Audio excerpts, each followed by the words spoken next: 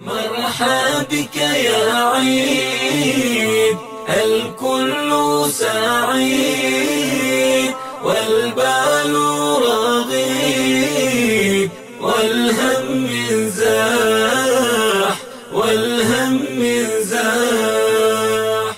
الحمد لله رب العالمين والصلاة والسلام على سيد الأنبياء والمرسلين وعلى آله وأصحابه ومن تبعهم بإحسان إلى يوم الدين أما بعد بزرگان محترم اور قابل احترام مائیں اور بہنیں،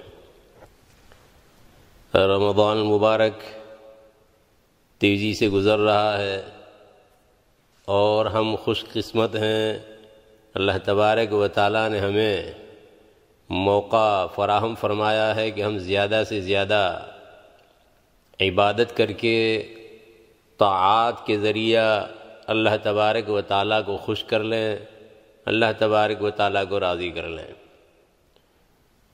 نہ معلوم آئندہ کتنے دنوں تک ہماری زندگی ہے۔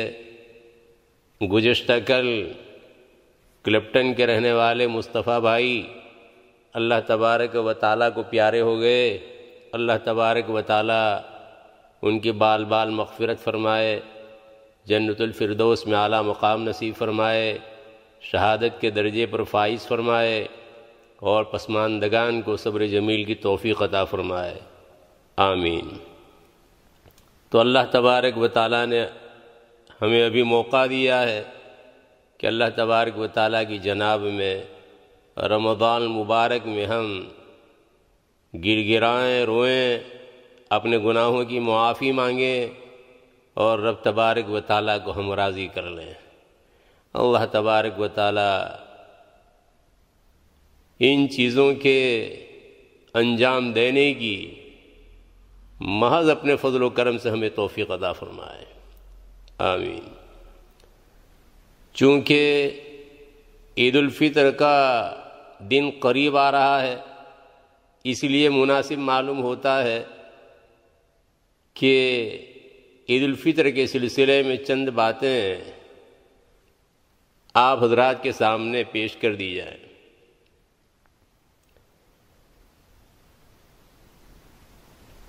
ہر انسان جانتا ہے، ہر مسلمان جانتا ہے کہ جن پر صدقہ فطر لازم ہے، عید الفطر کے موقع پر صدقہ فطر ادا کرنا ہے۔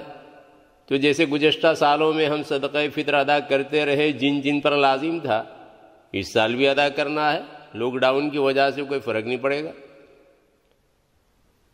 دوسری بات یہ ہے کہ ہم عید کے دن مسرت کا اور خوشی کا اظہار کریں۔ اگرچہ ہمیں طبعی رنج ہے اس بات پر کہ ہم گزشتہ سالوں کی طرح عید الفطر کے دن آزادانہ طور پر مسجد میں نہیں جا سکیں گے یا پارکوں میں نہیں جا سکیں گے نماز عید ادا کرنے کے لیے، یا عیدگاہ میں نہیں جا سکیں گے، لیکن یہ اللہ تبارک و تعالی کا فیصلہ ہے، مرضی مولا ازہم اولا، اور اللہ تبارک و تعالیٰ نے پہلے ہی سے یہ بات مقدر کر دی ہے۔ جو چیز بھی، جو واقعہ بھی رونما ہوتا ہے، چاہے انفرادی طریقے پر ہو، جسمانی طریقے پر ہو، جسم سے تعلق رکھتا ہو، یا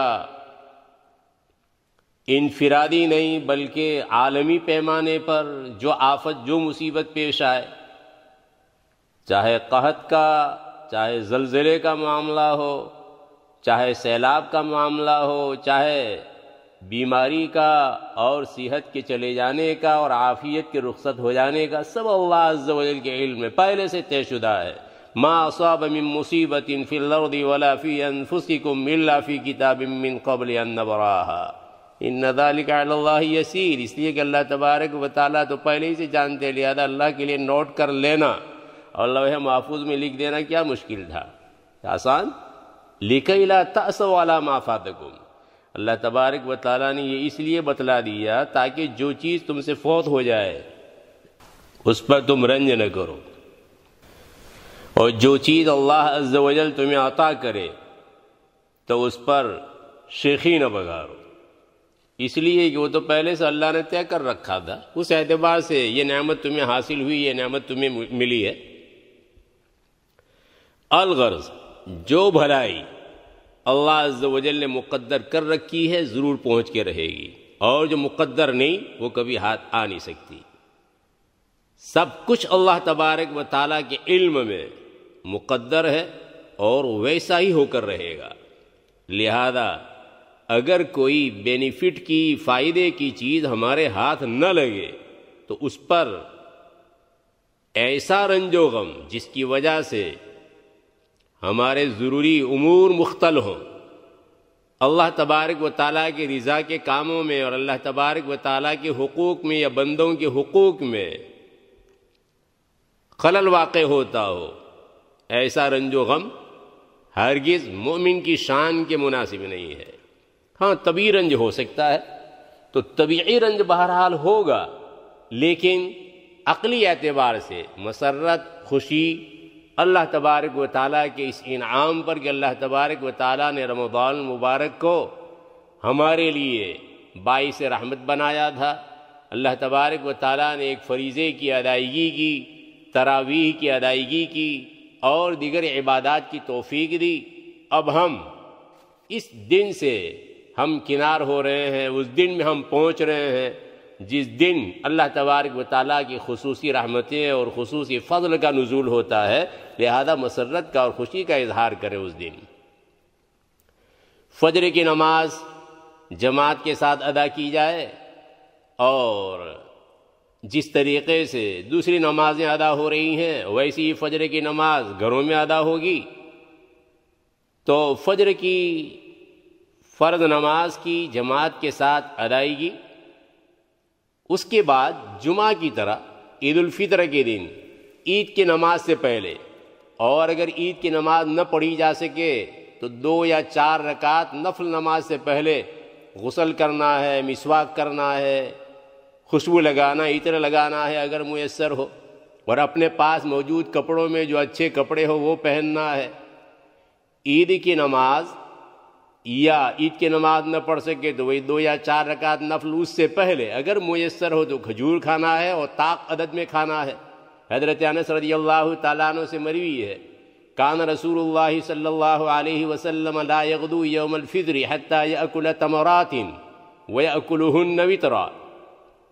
رسول اکرم صلی اللہ تعالی علیہ وسلم عید الفطر کے دن عیدگاہ جانے سے قبل کھجوریں تناول فرماتے تھے اور طاق عدد میں تناول فرماتے تھے، 3 5 اس طرح۔ اگر کھجور میسر نہ ہو تو کوئی میٹھی چیز کھا لے، اور عید کی نماز سے پہلے یا 2 یا 4 رکعت نفل کی ادائیگی سے پہلے تک تکبیر تشریق بکثرت پڑھے۔ پھر گزشتہ سالوں کی طرح اس سال بھی اعزاء اور اقارب کو تقبل اللہ منا ومنک یا تقبل اللہ منا ومنکم کے ذریعہ مبارکباد بھی دے، نماز سے فراغت کے بعد حسب طاقت صدقہ اور خیرات بھی کرے صدقہ فطر کے علاوہ۔ کووڈ-19 کی وجہ سے جو لاک ڈاؤن ہے اس کی بنا پر مساجد میں اب تک جیسے پنجگانہ نمازیں اور جمعہ کی نمازیں حکومتی ہدایات کی روشنی میں ہو رہی تھی، اسی طرح عید الفطر کی نماز بھی ہوگی، لیکن حکومتی اجازت نہ ہونے کی وجہ سے عام اجتماع نہیں ہوگا۔ گھروں میں عید الفطر کی نماز ادا کرنے کے لیے جمعہ کی طرح امام کے علاوہ کم از کم 3 مردوں کا ہونا ضروری ہے جن سے جماعت قائم ہو سکے، یعنی مذکر ہونا چاہیے، بالغ ہونا چاہیے، عاقل ہونا چاہیے۔ مستورات اور بچے بچیاں عید الفطر کی نماز میں شامل تو ہو سکتے ہیں، لیکن عید الفطر کی نماز قائم کرنے کے لیے جو کل 4 افراد چاہیے، یعنی امام کے علاوہ 3 اور امام کے ساتھ 4، یہ جو تعداد ضروری تھی ان میں خواتین اور بچوں کا شمار نہیں ہوگا۔ مستورات جماعت میں شریک ہوں تو امام کے لیے ان کی امامت کی نیت ضروری ہے۔ اگر ان کی امامت کی نیت کرے گا تو ان مستورات کا اقتداء کرنا صحیح ہوگا، ورنہ ان کا اقتداء کرنا صحیح نہیں ہوگا۔ مردوں اور لڑکوں کی اقتداء صحیح ہونے کے لیے امام کا ان کی امامت کی نیت کرنا ضروری نہیں ہے، لیکن نیت کرے گا تو امامت کا ثواب ملے گا۔ اور عید الفطر کی نماز سن رائز کے بعد، طلوع شمس کے بعد ذرا آفتاب بلند ہو جائے، یعنی تقریباً 15 منٹ ہو جائے، اس کے بعد سے اس کا ٹائم شروع ہوگا، زوال تک اس کو پڑھا جا سکے گا۔ عید الفطر کی 2 رکعتیں واجب ہیں، جن میں حنفی مسلک کے اعتبار سے 6 زائد تکبیرات واجب ہیں، 3 زائد تکبیرات پہلی رکعت میں اور 3 زائد تکبیرات دوسری رکعت میں۔ جس طرح امام ان زائد تکبیرات کو بولے گا، اسی طرح اس کے پیچھے مقتدی بھی وہ تکبیرات بولیں گے، لیکن مقتدیوں کو امام کی طرف بلند آواز سے نہیں بولنا، پست آواز سے بولنا ہے۔ اور یہ تو پتہ ہی ہے کہ عید الفطر کی نماز کے لیے اذان اقامت نہیں ہے۔ ٹھیک، امام پہلے کانوں تک ہاتھ اٹھا کر تکبیر تحریمہ کہے گا اللہ اکبر، تو مقتدی بھی کانوں تک ہاتھ اٹھا کر اللہ اکبر پست آواز سے کہیں گے۔ یہ تکبیر تحریمہ جس طرح امام کو کہنا ہوتا ہے، مقتدی کو بھی کہنا ہوتا ہے، صرف عید الفطر میں نہیں، تمام نمازوں میں یہ حال ہے۔ امام المقتدی سب اس تکبیر کے بعد ہاتھ ناف کے نیچے باندھ دیں گے اور ثنا یعنی سبحانک اللہم و بحمدک وہ پڑھیں گے، جس طرح ہر نماز میں کیا جاتا ہے۔ پھر امام کانوں تک ہاتھ اٹھا کر پہلی تکبیر تحریمہ، اس کو ہم شمار نہیں کر رہے، تکبیر تحریمہ ہو چکی، اب جو زائد تکبیرات ہیں ان میں یہ پہلی، تو امام کانوں تک ہاتھ اٹھا کر پہلی تکبیر یعنی اللہ اکبر کہے گا اور ہاتھ چھوڑ دے گا، جس طرح قومے میں یعنی رکوع کے بعد کھڑے ہوتے ہیں اور ہاتھ چھوڑتے ہیں، ایسے ہی اسی طرح مقتدی بھی کانوں تک ہاتھ اٹھا کر اللہ اکبر کہیں گے اور ہاتھ چھوڑ دیں گے۔ پھر امام دوسری مرتبہ کانوں تک ہاتھ اٹھا کر اللہ اکبر کہے گا اور ہاتھ چھوڑ دے گا، مقتدی بھی اسی طرح کانوں تک ہاتھ اٹھا کر اللہ اکبر کہیں گے، ہاتھ چھوڑ دیں گے۔ پھر امام تیسری مرتبہ کانوں تک ہاتھ اٹھا کر اللہ اکبر کہے گا اور ہاتھ باندھ دے گا۔ یہ 2 تکبیروں کے درمیان 3 تسبیح کے بقدر وقفہ کرنا ہے۔ عام دنوں میں جب مجمع زیادہ ہو تو اس صورت میں یہ وقفہ زیادہ رکھا جا سکتا ہے تاکہ کسی کو کوئی اشتباہ نہ ہو۔ پھر امام جہرن قرات کرے گا، یعنی اعوذ باللہ بسم اللہ وہ تو پست آواز سے پڑھے گا، اور پھر سورہ فاتحہ پڑھے گا بلند آواز سے۔ پھر جو سورت پڑھنا چاہے وہ سورت پڑھ سکتا ہے، البتہ پہلی رکعت میں سورہ اعلیٰ پڑھنا اور دوسری رکعت میں سورہ الغاشیہ پڑھنا اچھا ہے۔ آپ علیہ الصلاۃ والتسلیم اسی طرح عید کی نماز میں پہلی رکعت میں سورہ اعلیٰ اور دوسری رکعت میں سورہ الغاشیہ پڑھتے تھے۔ یہ صرف امام کو پڑھنا ہے بلند آواز سے، مقتدی پیچھے خاموشی سے سنیں گے۔ پھر رکوع کرنا ہے، قرات کے ختم پر امام رکوع میں جائے گا، مقتدی بھی رکوع کریں گے، پھر رکوع سے کھڑا ہونا ہے، پھر 2 سجدے کرنا ہے جیسے عام نمازوں میں کیا جاتا ہے، پھر دوسری رکعت کے لیے کھڑا ہونا ہے، امام بسم اللہ الرحمن الرحیم پست آواز سے پڑھے گا، پھر سورہ فاتحہ پڑھے گا، پھر کوئی اور صورت ملائے گا، اور جیسے ابھی میں نے ذکر کیا کہ پہلی رکعت میں سورہ اعلیٰ اور دوسری رکعت میں سورہ الغاشیہ اگر پڑھ سکتا ہو تو بہت اچھا ہے۔ یہ امام کو پڑھنا ہے، مقتدی پیچھے خاموشی سے سنیں گے۔ قرات کے بعد امام 3 تکبیرات کہے گا، وہ جو زائد تکبیرات ہیں تو یہ زائد تکبیرات کہنا ہے، اور تینوں مرتبہ ہاتھ چھوڑ دے گا۔ مقتدی بھی امام کا اس میں فالو کریں گے، یعنی وہ بھی 3 مرتبہ امام کی تکبیر کے بعد تکبیر کہیں گے اور تینوں دفعہ کانوں تک ہاتھ اٹھا کر چھوڑ دیں گے، اور چوتھی تکبیر کے ساتھ رکوع میں جانا ہے۔ لیکن چوتھی تکبیر کے بعد کانوں تک ہاتھ نہیں اٹھانا ہے، بلکہ ہاتھ اٹھائے بغیر تکبیر کہتے ہوئے، صرف تکبیر کہتے ہوئے رکوع میں جانا ہے۔ اور یہ خیال رہے کہ عید کی نماز میں دوسری رکعت کی یہ تکبیر واجب ہے، پھر عام طریقے کے مطابق نماز پوری کرنا ہے۔ نماز کے بعد اب خطبہ ہوگا، جمعہ میں پہلے خطبہ ہوتا ہے، پھر بعد میں نماز ہوتی ہے۔ عید الفطر میں نماز پہلے ہوگی اور اس کے بعد خطبہ۔ تو نماز سے فراغت کے بعد عربی زبان میں 2 خطبے ہوں گے جو کھڑے ہو کر دیے جائیں گے، اور خطبے کے متعلق تفصیل رمضان مبارک شروع ہونے سے پہلے ذکر کر دی گئی تھی، مختصر انداز میں وہ مدینہ مسجد کلپٹن لندن کی ویب سائٹ کے اوپر موجود ہے۔ ہو سکے تو پہلے خطبے کے شروع میں 9 مرتبہ مسلسل تکبیر کہے، اللہ اکبر اللہ اکبر اللہ اکبر اللہ اکبر اللہ اکبر، یہ 5 دفعہ ہوا، اللہ اکبر اللہ اکبر اللہ اکبر اللہ اکبر، یہ 9 دفعہ مسلسل ہوگی۔ اب تکبیر تشریق والا جو باقی حصہ پورا کرنا ہے. لا الہ الا اللہ اللہ اکبر وللہ الحمد. دوسرے خطبے کے شروع میں 7 مرتبہ مسلسل تکبیر کہنا ہے. اللہ اکبر اللہ اکبر اللہ اکبر اللہ اکبر اللہ اکبر، یہ 5 دفعہ ہوا. پھر اللہ اکبر یہ 7 دفعہ ہو گیا. اب آگے لا الہ الا اللہ اکبر وللہ الحمد. اور دوسرے خطبے کے ختم پر 14 مرتبہ مسلسل تکبیر کہنا ہے. اللہ اکبر اللہ اکبر اللہ اکبر اللہ اکبر اللہ اکبر، یہ 5 دفعہ ہوا. اللہ اکبر اللہ اکبر اللہ اکبر اللہ اکبر اللہ اکبر، یہ 10 دفعہ ہوا. اللہ اکبر اللہ اکبر اللہ اکبر اللہ اکبر، یہ 14 دفعہ ہو گیا. اب آگے لا الہ الا اللہ اللہ اکبر وللہ الحمد.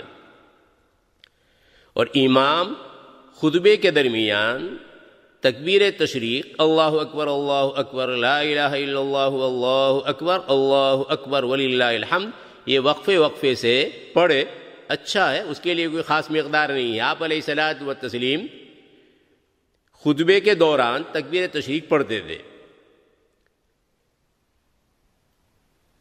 اور جمعہ کی نماز کے صحیح ہونے کے لیے خطبہ شرط تھا. عید کی نماز صحیح ہونے کے لیے خطبہ شرط نہیں ہے، مسنون ہے. اس لیے کوشش کرنا چاہیے، مسنون ہے اس لیے کوشش کرنا چاہیے کہ خطبہ ہو چاہے مختصر ہو. خطبہ اگر نہیں دے گا تو مکروہ ہوگا، لیکن عید کی نماز صحیح ہو جائے گی. اگر کسی گھر میں امام کے علاوہ 3 عاقل بالغ مرد نہیں تو عید کی نماز قائم نہیں کر سکتے.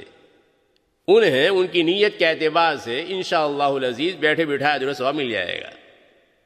ایسے لوگ انفرادی طریقے پر یعنی تنہا 2 یا 4 رکعت نفل ادا کر سکتے ہیں. یہ نماز پڑھنا ضروری نہیں، نفل ہے، آپشنل ہے. لیکن اس 2 یا 4 رکعت نفل میں زائد تکبیرات نہیں ہے اور نہ اس کے لیے خطبہ ہے. ضروری تفصیل وہ میں نے ذکر کر دی ہے. لاک ڈاؤن کی وجہ سے گھروں میں عید پڑھنے کے بارے میں بعض علماء کی دوسری رائے ہے کہ گھروں میں عید نہیں پڑھ سکتے. تو جو ان کا فالو کرتے ہوں کریں، ان کی رائے کا احترام کریں، ان سے بحث میں نہ الجھیں.